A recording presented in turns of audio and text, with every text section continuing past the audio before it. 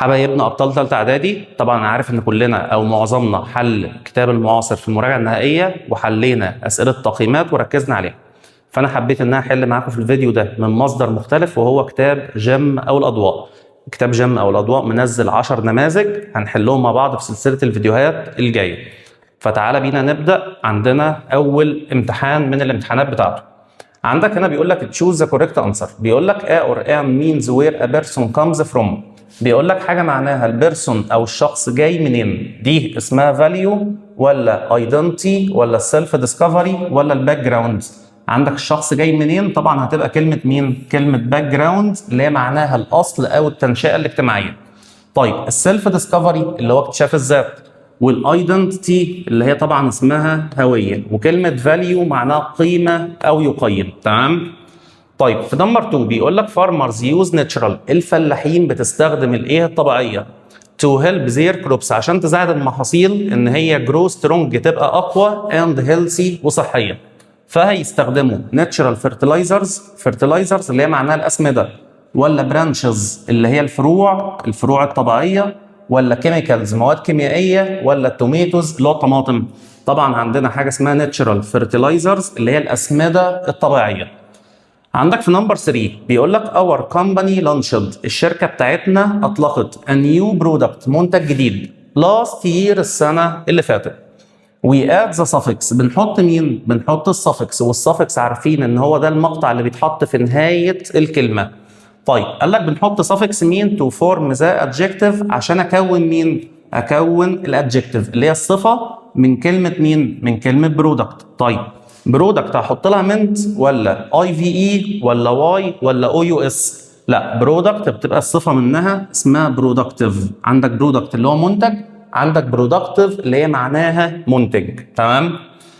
طيب في نمبر 4 بيقول لك the team must be aware حاجه the new rules للقواعد الجديده before playing قبل اللعب. هيبقى التيم aware of ولا aware with ولا aware in ولا aware at؟ لا، احنا عندنا aware of معناها واعي او مدرك ليه. يبقى عندك aware بيجي معاها حرف الجر of بيبقى اسمها واعي او مدرك لكذا. تمام. ده كده بالنسبه لاول سؤال عندنا في الامتحان. نيجي للسؤال الثاني. عندنا سؤال القطعه اللي هي الكومبليت. عندك سؤال القطعه كومبليت عندنا هنا، تعالى نبص عليه مع بعض. عندك هنا مين؟ عندك هنا بيقول لك كلمه ايه؟ كلمه فايت. فايت معناها ايه؟ فايت اللي هي معناها مشاجره، اللي هي بالبلدي كده خناقه او يتشاجر او يتخانق. وعندك ابولوجايز اللي هي معناها يعتذر. يبقى عندك ابولوجايز ده الماضي منها اللي هو اعتذر. وعندك اجنور يتجاهل. عندك هنا اجنورد اللي هي تجاهل. الكوميونيكيشن طبعا عارفين اللي هو معناه ايه؟ معناه التواصل. وعندك شير معناها يشارك. يبقى اول خطوه لما تيجي تحل السؤال ده ترجم الكلمات اللي هو مديها لك.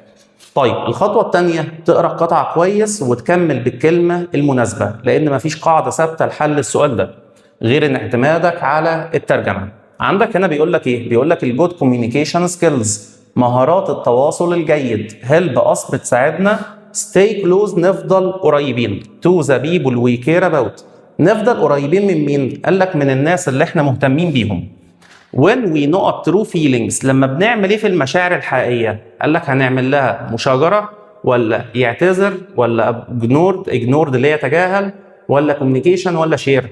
لا طبعا انسب واحده هتبقى مين؟ we share true feelings يعني بنشارك المشاعر الحقيقيه. يبقى اول واحده شير. قال لك بنعمل ايه؟ قال لك we can resolve misunderstandings easily يعني احنا بنقدر ان احنا نحل الميس اندرستاندينج اللي هو مين؟ سوء التفاهم easily بسهوله. فقال لك I once had بيقول لك في مره من المرات انا عملت ايه with my best friend مع افضل صديق ليا. يبقى انا عملت مين؟ عملت طبعا انا عايز اسم، يبقى انا عملت مين؟ عملت فايت اللي هي مشاجره او خناقه.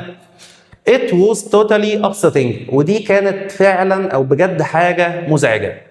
But we talked openly لكن احنا اتكلمنا بصراحه، اتكلموا مع بعض بصراحه. And not to each other وعملوا ايه لبعضهم البعض؟ هقول لك هنا تجاهلوا بعضهم البعض ولا apologized ولا communication؟ لا طبعا افضل حاجه هقول لك ان هم عملوا ايه؟ اعتذروا لبعضهم البعض. يبقى هنا هستخدم مين؟ apologized اللي هي اعتذر. قال لك if I had said sorry earlier، لو كنت قلت سوري، قلت له اسف من بدري، قال لك the fight wouldn't have، الخناقه ما كانتش هتبقى ايه؟ got worse، ما كانتش هتبقى اسوأ. I am so glad، انا بجد سعيد جدا. عندك glad معناها سعيد. ان احنا we rebuilt، ان احنا عملنا ايه؟ اعدنا بناء مين؟ بناء our friendship، اعدنا بناء الصداقه بينا. قال لك بروبر نوت really makes، قال لك الايه الكويس او المناسب، قال لك makes everything go better، بيخلي كل حاجه ان هي تكون افضل. يبقى البروبر مين؟ عندك ignored ولا communication؟ لا، هتبقى مين؟ communication. يبقى التواصل الجيد قال لك ان هو بيخلي كل حاجه مالها؟ كل حاجه افضل. يبقى عندك اول سؤال في الامتحان عندنا اللي تشوز 4 جمل، عندنا بعد كده القطعه كومبليت، هيجيب لك عندك 4 فراغات محتاج ان انت تكملهم. نيجي بقى للسؤال اللي بعده، عندنا هنا مين؟ عندك قطعه الكومبريهنشن اللي هي قطعه الايه؟ قطعه الفهم. وطبعا يا عزيزي لما تيجي تحل قطعه الفهم حاول ان انت تفهمها على قد ما تقدر. لازم ابدا بقرايه القطعه وافهم القطعه بتتكلم عن ايه، واحاول اترجمها على قد ما اقدر، واترجم مره واثنين وثلاثه، واقراها مره واثنين وثلاثه. ما تستعجلش، كده كده معاك وقت كافي في الامتحان. لازم تقراها بتركيز، والكلمه اللي انت مش فاهمها حاول تخمن معناها من سياق الكلام. طيب مش جاي معاك سكه، حاول تعتبر ان في كلمه بالعربي هيها نفس الكلمه بالانجليزي. فتعال نشوف مع بعض القطعه بتاعتنا بتتكلم عن ايه. بيقول لك in today's hospitals، في مستشفيات دلوقتي، قال لك الروبوتس هيلب دكتورز، الروبوتات بتعمل ايه؟ قال لك ان هي بتساعد الدكاتره and nurses والممرضين in many ways، بطرق ايه؟ بطرق كتيره. some robots، بعض الروبوتات bring food، يبقى بعض الروبوتات بتعمل ايه؟ bring food، بتجيب الاكل. and medicine، والادويه لمين؟ قال لك to patients، للمرضى. قال لك others اللي هم مين؟ others بتعود على الروبوتس، يبقى هنا الروبوتات الثانيه بتقدر تعمل ايه؟ قال لك others clean the hospital floors، قال لك الثانيه او الاخرون بيعملوا ايه؟ بينظفوا الارضيات بتاعه المستشفى. and rooms، والاوض.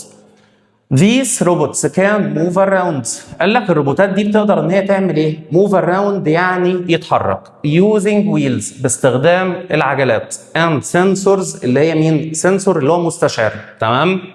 قال لك so they don't bump into، فهم ما بيعملوش ايه؟ bump into things، ما بيعملوش bump into things. طيب حاول تخمن كده كلمة bump into. عندك هنا بقول لك ان هم بيستخدموا مين؟ بيستخدموا عجل ومستشعرات عشان ما يعملوش بامب انتو ثينجز. هتلاقي ان هنا بامب انتو ليه معناه ايه؟ يصطدم بشيء او يخبط او يتعثر في حاجه. قال لك in some places، في بعض الاماكن، قال لك robots help during surgery، قال لك في بعض الاماكن الروبوتس بتساعد فين؟ during surgery، اثناء العمليه الجراحيه. قال لك a doctor controls the robot، الدكتور بيتحكم في مين؟ في الروبوت. to do careful movements، عشان يعمل مين؟ حركات حريصه. that help people get better، اللي بتساعد مين؟ بتساعد الناس ان هي get better faster، ان هي تتحسن بشكل اسرع. some robots are small، بعض الروبوتات بتكون صغيره. and can even go inside the body، وبتقدر حتى ان هي تدخل جوه مين؟ جوه البادي اللي هو الجسم. ليه؟ قال لك to take pictures، عشان تلتقط صور من جوه جسمنا. nurses and doctors، الممرضات او الممرضين والدكاتره like using robots، بيحبوا ان هم يستخدموا مين؟ بيحبوا يستخدموا الروبوتس. ليه؟ قال لك because they save time، لان هي بتوفر مين؟ بتوفر الوقت. and help them، وبتساعدهم ان هم يعملوا ايه؟ take care of more people، ان هم يعتنوا بناس اكتر. In the future، في المستقبل hospitals may use talking robots، وفي المستقبل المستشفيات احتمال ان هي تستخدم التوكينج روبوتس، الروبوتات اللي هي بتتكلم. ليه؟ قال لك to help patients، عشان تساعد مين؟ تساعد المرضى feel less lonely، عشان ما يحسوش ان هم مين؟ ان هم وحيدين. يبقى هيستخدموا الروبوتات اللي بتتكلم عشان تسلي الايه؟ المرضى. طيب نيجي نكمل بقى القطعه. عندنا هنا بيقول لك ايه؟ قال لك هنا robots in hospitals help with many important tasks، قال لك الروبوتات في المستشفيات بتساعد في مين؟ في مهمات مهمة أو عمليات مهمة. such as checking patients vital signs، زي إن هي بتعمل إيه؟ بتعمل تشيك، اللي هي تفحص البيشنتس vital signs، العلامات الحيوية بتاعة المريض. and reminding them. وبتعمل ايه؟ بتفكرهم ان هم to take their medicine، ياخدوا الايه؟ ياخدوا الدواء. they also store، وهم ايضا store. كلمة store معناها متجر او معناها يخزن، يبقى هم ايضا بيخزنوا and organize medical supplies، بيخزنوا بينظموا الميديكال سبلايز اللي هي الامدادات الطبيه. So nurses، فعشان كده النيرسز مالها can find what they need quickly، يقدروا يلاقوا اللي هم عايزينه بسرعه. Some robots guide، طبعا احنا عارفين كلمه guide اللي هي معناها مرشد او بتمشي كفعل بمعنى يرشد، فقال لك ان بعض الروبوتس guide visitors، بترشد مين؟ بترشد الزوار. around the hospital، في الايه؟ في المستشفى. helping them reach the correct rooms، بتساعدهم ان هم يوصلوا للغرف الصحيحه. and departments، اللي هي معناها ايه؟ department معناها قسم، يوصلوا للاقسام easily، بسهوله. يبقى انا كده قريت القطعه وفهمتها. نيجي بقى نشوف الاسئله بتتكلم عن ايه. عندك هنا قال لك the main idea، وعندنا المين ايديا اللي هي الفكره الرئيسيه. يبقى قال لك المين ايديا اللي هو هتشوف القطعه كانت بتتكلم عن ايه وهيبقى هو ده العنوان بتاعها. او مثلا قال لك سوتابل تايتل، برضو العنوان المناسب، هتشوف اشمل حاجه للقطعه. تمام؟ طيب هل القطعه كانت بتتكلم عن الروبوتس ار دينجرس ان هوسبيتالز؟ الروبوتات دينجرس خطيره في المستشفى؟ طبعا مالها غلط. طيب الروبوتس كان اونلي برينج فود، يعني من القطعه دي كلها عرفنا ان الروبوتس ما بتقدرش تعمل حاجه غير ان هي تجيب الاكل؟ طبعا برضو مالها؟ برضو هتبقى الاجابه بتاعتك غلط. طيب قال لك روبوتس هيلب ان ماني هوسبيتال، روبوتس هيلب ان ماني هوسبيتال جوبز، الروبوتات بتساعد في وظائف كتيره في المستشفى؟ بيتهيألي دي عدت علينا. طيب الروبوتس تيك بيكتشرز اوف تري، الصور بتاخد صور للاشجار؟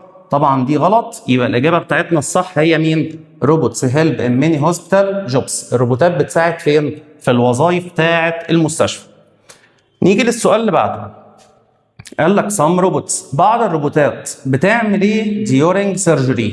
كلمه surgery اللي هي معناها عمليه جراحيه، كلمه surgery اللي هي عمليه مين؟ جراحيه. الروبوتس بتعمل ايه اثناء العمليه الجراحيه؟ bring flowers to the room، بتجيب ورد للاوضه؟ طبعا الاجابه بتاعتنا غلط. طيب قال لك هيلب دكتورز ميك كيرفول موفمنتس، بتساعد الدكاتره ان هي تعمل كيرفول موفمنتس، حركات حريصه؟ طبعا الاجابه دي كانت موجوده في القطعه، لو رجعنا هنلاقيها. طيب عندك في رقم سي قال لك تيل ريلاتيفز، ريلاتيفز اللي هي معناها ايه؟ ريلاتيفز اللي هي معناها اقارب. قال لك بتخبر الاقارب about surgery، بتقول للقرايب عن العمليه الجراحيه؟ طبعا دي برضو لا. sing to patients، بتغني للمرضى؟ طبعا برضو الاجابه بتاعتها لا، دي مالها؟ دي غلط. تمام؟ طيب السؤال اللي بعده بيقول لك ايه؟ بيقول لك هنا، بيقول لك بسم الله الرحمن الرحيم، صلى على النبي. عندك هنا ايه؟ قال لك هنا the underlined word guide، كلمة guide is close in meaning to، كلمة guide قريبة في المعنى لكلمة ايه؟ follow، يتبع. هو كان بيقول لك فوق ان الروبوتس بتعمل ايه؟ guide visitors، بترشد الزوار. فهنا follow اللي هي معناها ايه؟ معناها يتبع؟ طبعا مش هتنفع. wait ينتظر، برضو مش نافعة. hide معناها يخفي او يستخبى. عندك lead معناها ايه بقى؟ lead معناها يقود. يبقى انت صلى على النبي، لو في عندك حاجه انت مش متاكد منها حاول تستبعد الاجابات اللي هي ما تنفعش. طيب هو مدي لك كلمه زي كلمه جايد، يبقى شوف الكلمه اللي انت هتاخدها من الاختيارات، جرب تحطها في سياق الكلام وشوفها هتنفع ولا لا. تمام؟ طيب عندك هنا بيقول لك ايه؟ What do some robots bring to patients؟ عندك بعد كده 3 اسئله open ended هنحلهم سوا. فقال لك What do some robots bring to patients؟ الروبوتات بتجيب ايه للمرضى؟ طيب تعالى نرجع كده للقطعه ونشوفها، هنشوف كانت بتجيب ايه. تعالى نشوفها كده. قال لك هنا ايه؟ قال لك هنا بسم الله الرحمن الرحيم، تعالى ندور عليها. قال لك ايه؟ قال لك some robots bring مين؟ bring food and medicine. يبقى هم بيجيبوا ايه؟ food and medicine. يبقى نرجع بقى نكتب الإجابة بتاعتنا. يبقى هم what do some robots bring to patients؟ يبقى food and medicine.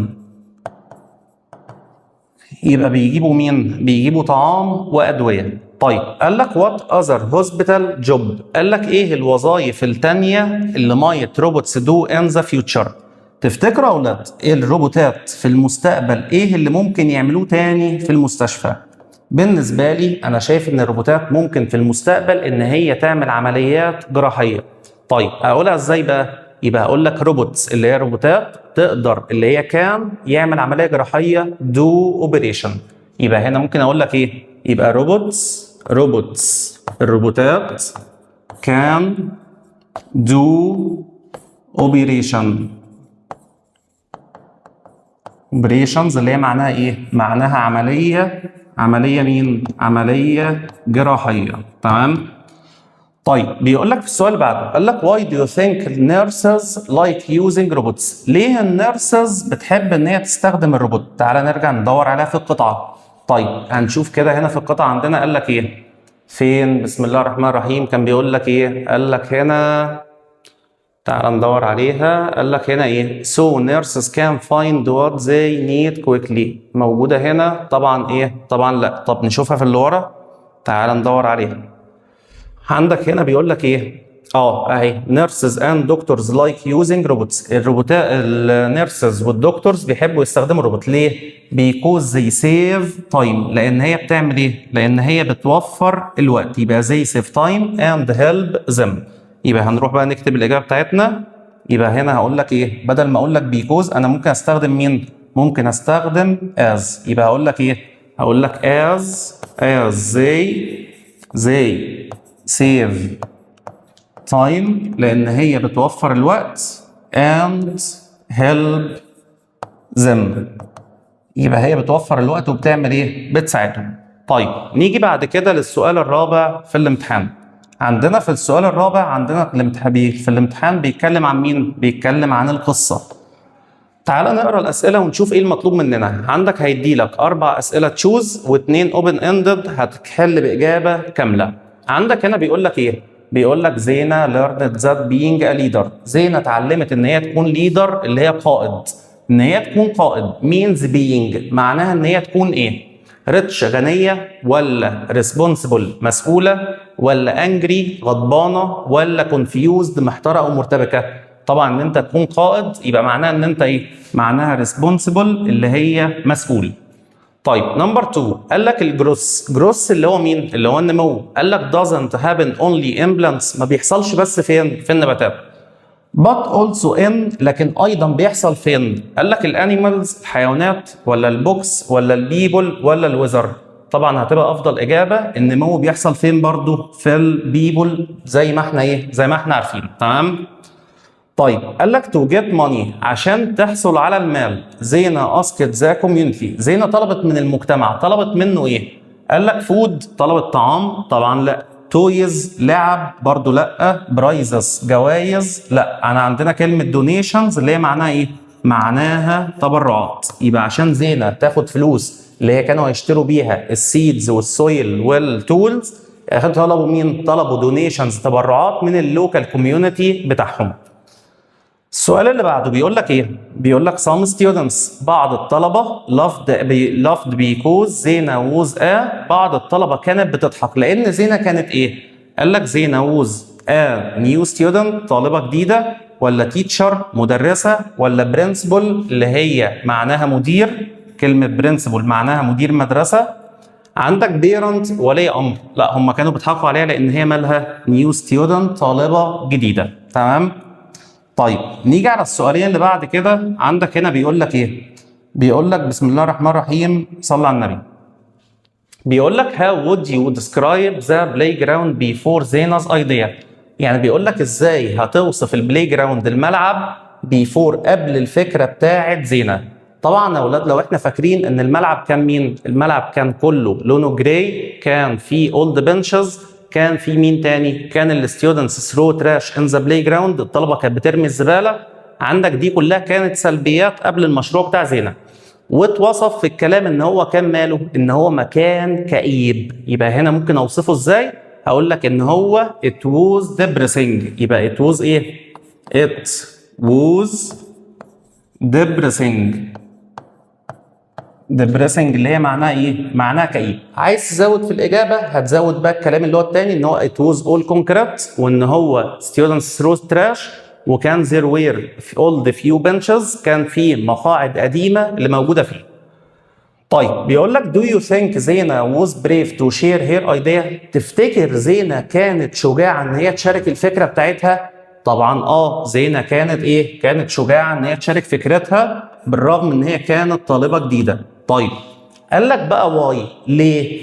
لان هي قدرت ان هي تشارك الفكرة بتاعتها لما كانت فين؟ في الميتنج بتاع الستودنتس كونسل اللي هو المجلس بتاع الايه؟ الطلبة. يبقى ممكن اقول لك هنا ايه؟ يبقى do you think زينة was brave to share her idea؟ why؟ يبقى because أو as she shared her idea، لأن هي شاركت الفكرة بتاعتها in front يعني قدام، in front of مين؟ in front of the students، قدام مين؟ قدام الطلبة in the students council. ده بالنسبة لمين؟ بالنسبة للأسئلة بتاعت القصة.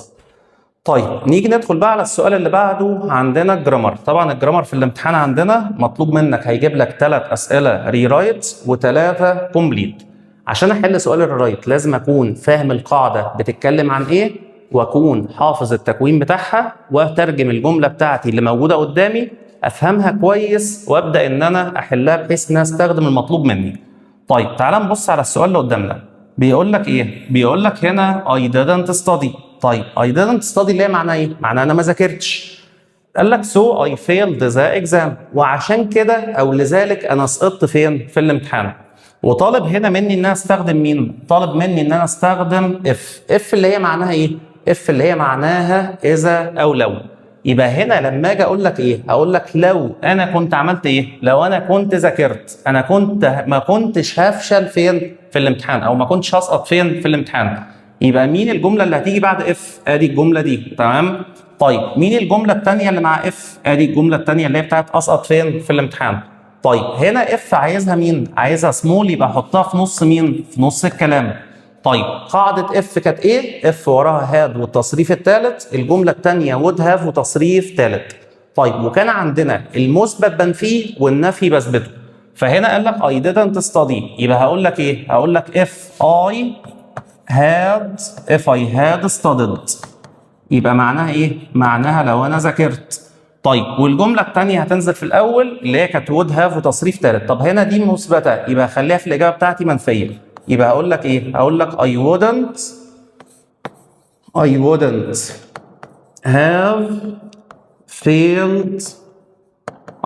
have failed مين؟ the exam.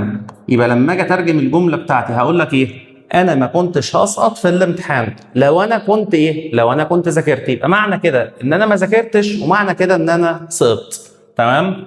طيب نيجي على الجمله اللي بعدها. بيقول لك ايه؟ بيقول لك they left the house late، يعني هم غادروا المنزل متاخرا او مشيوا من البيت متاخر. so لذلك they missed the bus، وهم فاتهم مين؟ الاتوبيس. وعايز استخدم بيكوز اللي هي كانت معناها ايه؟ معناها لان. يبقى بيكوز معناها مين؟ معناها لان. طيب ترجم الجمله وشوف هترتبها ازاي. يبقى هنا هقول لك ايه؟ هقول لك ده هم فاتهم الاتوبيس لان هم مشيوا من البيت ايه؟ متاخر. يبقى هقول لك هنا they missed the bus، هم فاتهم الاتوبيس because لان ايه؟ they left the house late، they left the house، وهتكمل الجمله بتاعتك عادي، تمام؟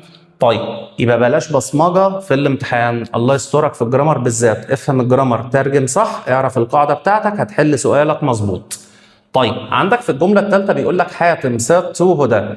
ترجم كده معايا. حاتم قال للهدى I found your watch، انا لقيت الساعه بتاعتك. وطالب مني ان انا استخدم مين؟ طالب مني ان انا استخدم told. طيب told دي اللي هي قاعده مين؟ او الجمله دي بتاعتنا مين؟ اللي هي قاعده الكلام المباشر والكلام الغير مباشر. اول حاجه هبدا بيها مين؟ هبدا بيها باللي قال الكلام اللي هو مين؟ اللي هو حاتم. طيب عندنا حاجة زي said to هحولها إلى told، يبقى حاتم told. طيب يبقى حاتم أخبر مين؟ أخبر هدى. يبقى حاتم أخبر هدى، هشيل أقواس التنصيص وبربط بمين؟ بربط بذات. يبقى حاتم قال للهدى إن الأي هنا هتتحول على حسب اللي كان بيتكلم بره اللي هو حاتم، فالأي هتبقى مين؟ الأي هتبقى شي. يبقى حاتم قال للهدى إن هو، ثانية واحدة بقى، هاجي على زمن الجملة هنزل بيه درجة لما بلاقي فعل القول بتاعي ماضي. فعندك هنا تولد زمانها ايه؟ زمانها ماضي، يبقى هنزل بزمن الجملة درجة. طيب هاف فاوند الدرجة بتاعتها لما انزلها هتبقى مين؟ عندك اللي هو المضارع التام بخليه الماضي التام اللي هو شكله ايه؟ هاد والتصريف الثالث، يبقى هاد ايه؟ هاد فاوند. واكمل هنا يور واتش، يور هتتحول، هي يور دي كانت بتاعت مين؟ يور كانت بتاعت هدى، يبقى يور هحولها هتبقى هير، يبقى لا ساعتها واكمل الجمله بتاعتي ما فيهاش اي مشكله.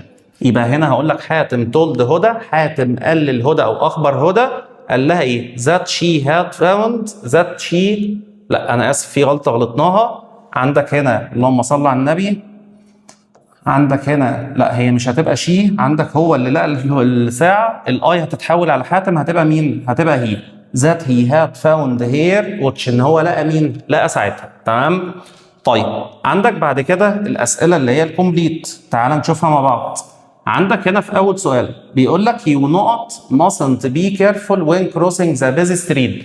انت ايه تكون حريص لما تيجي تعدي الشارع؟ طبعا هنا هقول لك مين؟ هقول لك must، يبقى you must يعني انت لازم تكون حريص لما تيجي تعدي مين؟ تعدي الشارع. طيب بيقول لك ذا بروكن بايسكل، العجله البايظه مالها؟ قال لك ويل ريبير تومورو. طيب هنا اسال نفسي العجله هي اللي هتصلح ولا هتتصلح؟ لا العجله هي اللي هتتصلح، يبقى ده مبني لمين؟ مبني للمجهول. طب المبني للمجهول كان بيتكون من ايه؟ عندك ويل بي والتصريف الثالث، فهنا لما اجي اجاوب هقول لك ذا بروكن بايسكل ويل بي ريبيرد، يبقى هتتصلح امتى؟ هتتصلح بكره. تمام؟ طيب بيقول لك I have not ridden كامل، انا ايه؟ اركب جمل. It's scary، عندنا صلى على النبي، دي قاعده مين؟ المضارع التام اللي هو كان بيتكون من have او has والتصريف الثالث. طيب عايز حاجه بتتحط في النص هنا، كان في عندك هنا استخدم كلمه زي كلمه already، ممكن استخدمها، بس already كانت معناها ايه؟ معناها بالفعل. طيب هقول لك انا بالفعل ركبت جمل It's scary، لا مش ماشي. طيب جاست كانت برضه بتيجي بين هاف وهاز وتصريف ثالث، وهنا جاست معناها حالا، يبقى اقول لك انا لسه حالا راكب جمل، ده هو مرعب؟ مش حلوه. طيب هنا بيقول لك ده هو مرعب، لا يبقى هنا الافضل ان انا استخدم كلمه مين؟ هستخدم كلمه نيفر، يبقى I have never ridden a camel it's scary، انا عمري ما ركبت جمل، ده هو ماله؟ ده هو مخيف. تمام؟ طيب ده بالنسبه لاسئله الايه؟ الجرامر. عندنا بقى السؤال اللي قبل الاخير، عندنا مين؟ عندك المحادثه. المحادثه عشان احلها كويس لازم اقراها واترجمها وافهم هي بتتكلم عن ايه. ومشكلتك كلها في المحادثه طريقه تفكيرك بالعربي، لما تفكر بالعربي صح هتعرف تحل المحادثه صح. تمام؟ تعال نشوف هنا بيقول لك ندى and عمر are talking about the story of Cinderella. ندى وعمر بيتكلموا على قصه سندريلا. فندى سالته قالت له do you like the story of Cinderella؟ يعني انت بتحب قصه سندريلا؟ فراح قايل لها على اجابه. سالته قالت له was she treated well؟ عندك تريت معناها يعامل، عندك تريت معناها يعامل، يبقى هنا هل هي كانت بتتعامل كويس؟ فقال لها ايه؟ قال لها على اجابه her step sisters were unfair، والستيب سيسترز بتاعتها كانوا unfair غير عادلين، يبقى هي بتتعامل كويس ولا ما بتتعاملش؟ لا اكيد ما بتتعاملش. تمام؟ طيب قال لك did she go to the party؟ راحت الحفله، فقالت لك على مين؟ على اجابه وذا fairy godmother helped her، الجاد ماذر helped her يبقى هي ايه؟ ساعدتها، وهي مين؟ يبقى اكيد راحت. طيب سالها سؤال، سالته سؤال، فقالت له هنا ايه؟ على سؤال، فقالت له في الاجابه yes the prince looked for her، ايوه البرنس كان بيدور عليها اللي هو الامير. طيب سالته سؤال، فقال لها yes they lived happily، ايوه ده هم عاشوا بسعاده. طيب هنا في اول سؤال لما قال لك do you like the story of Cinderella، عندك ده كده سؤال بمعنى هل، هجاوب عليه بيس او نو، يبقى انا هنا ممكن اجاوب بيس، هتعمل مقص بين اليو والدو، هتبقى اسمها ايه؟ yes I do. تمام؟ طيب was she treated well اتعاملت وحش اتعاملت كويس، فقال لها ايه؟ قال لها لا، ده الستيب سيسترز بتوعها were unfair كانوا غير عادلين. يبقى هقول لك no وهتعمل مين؟ هتعمل مقص، يبقى no she wasn't، هيقول لها لا. تمام؟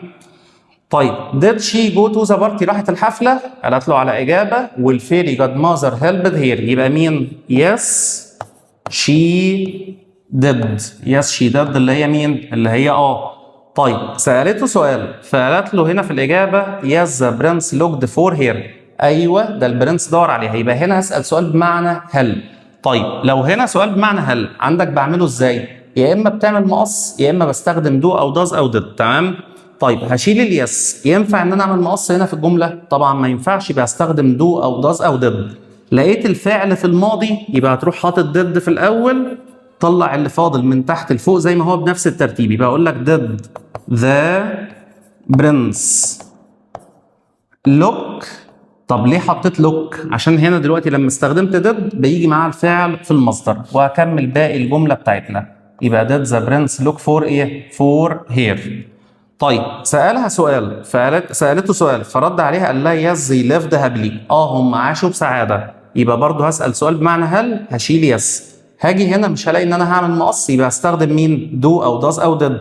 لقيت ليفد في الماضي يبقى هتروح حاطط ديد، هطلع اللي تحت فوق زي ما هو بنفس الترتيب. يبقى ديد زي، وعشان ديد استخدم الفعل في المصدر يبقى ديد زي ليف هابلي، هل هم عاشوا بسعاده. تمام؟ طيب هيرد عليها في الاجابه هيقول لها ايه؟ يس زي ليفد هابلي، قال لها ان هم عاشوا بسعاده. وعندنا هنا اخر حاجه بقى مين؟ اخر سؤال في الامتحان بتاعك الباراجراف او الباراجراف بتاعنا. عندنا هنا مين؟ قال لك يور بيرسونال ايدنتي، موجود في الفيديو بتاع الباراجرافات المجمعه اللي انا عملته لك. وبكده نكون حلينا اول تيست، والسلام عليكم ورحمه الله وبركاته.